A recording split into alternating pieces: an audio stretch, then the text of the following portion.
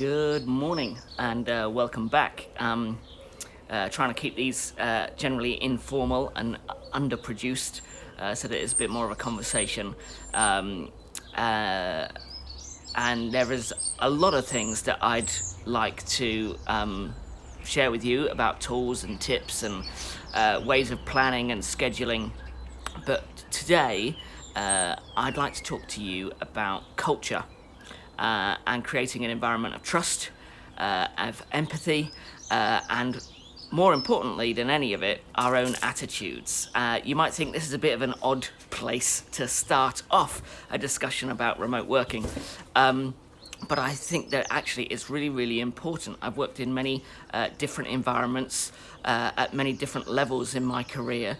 And one of the things that have determined most my productivity and my job satisfaction has actually been my own attitude and how that can be cultivated from a position of trust or lack of, and how it's so important to have empathy for those around us and a sense of understanding. So let me just start off with a few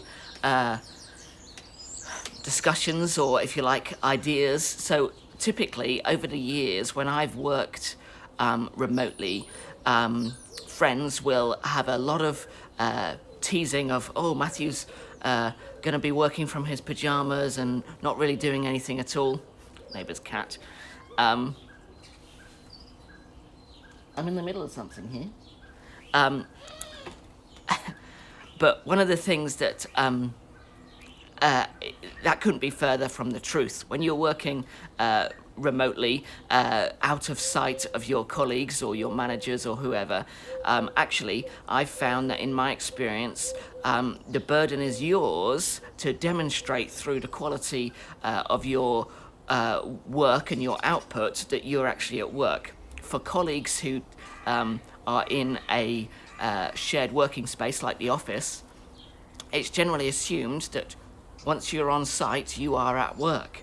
However, when you're unseen or at home or wherever it may be, the only indicator that you're working can often be what you're actually producing or the fact that you appear online. And so it's important to understand both for yourself that you now have this opportunity to demonstrate your value and your worth and the fact that you're working, but also when it comes to others, to cut them a little bit of slack, that just as you might go and get a drink in your workplace, or you might go to the loo or take a break or have a meeting, that they too at home may well need to do the same. And some roles are better suited to a good working environment than others. I've also experienced a number of different organisations that have a different relationship with remote working. Even within the tech industry and sector, where they're typically better suited to this type of work, I know organisations who fully embrace it, and the whole organisation works remotely, and I know other organisations who've decided it's not for them. And so just as you might have those two same sides within the same sector, you're going to have a lot of scenarios where your organisation never chose to be a remote organisation. Perhaps they're not structured to accommodate it, perhaps they don't have the right tools in place, and things like that. And so just as it might be unusual and strange for you, it's probably unusual and strange for your manager also. And whilst there's loads of tips and tools and really exciting things that I would love to share with you about how you can innovate at this time and take care of the cat. And take care of the opportunity to use new tools, I would encourage you that first and foremost, have a good attitude, understand that all of your colleagues have a different experience from you. One one man's triumph can be another man's trial. So just as you might have colleagues right now that are lonely and isolated because they don't have enough people around them, you might have colleagues that have too many people around them, and actually that is also creating pressure for them. The other thing to say is bear in mind that everyone's experience is different. I've spent a lot of time working alongside individuals that I've had to train in organizations, and not everyone's experience or understanding of the tools is the same. And you might be jumping to conclusions right now thinking, oh, he's talking about generational challenges. He's talking about the elderly that perhaps aren't quite as apt with their computer skills and others. And I want to say right now, absolutely not. This is not a generational thing. I have worked with young people who struggle to pick up the phone because it's simply not in their experience or understanding to have a telephone call with someone. And I've equally worked with young people who Google. Both of these things, to me, from my perspective and my working experience, seem bizarre and unusual. Why wouldn't you pick up the phone?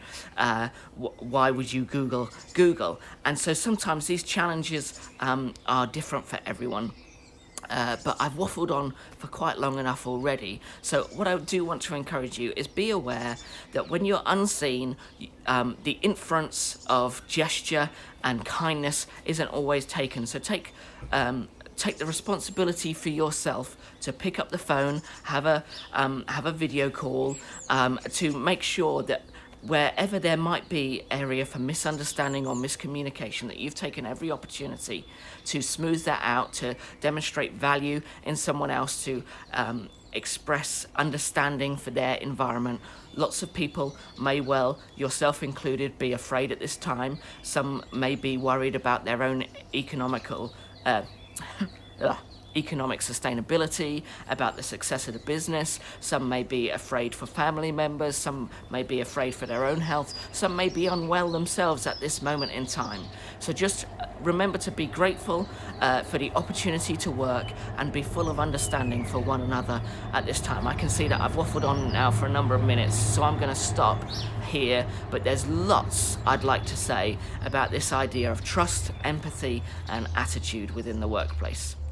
Good luck, do your very best to enjoy your work, and have a good day.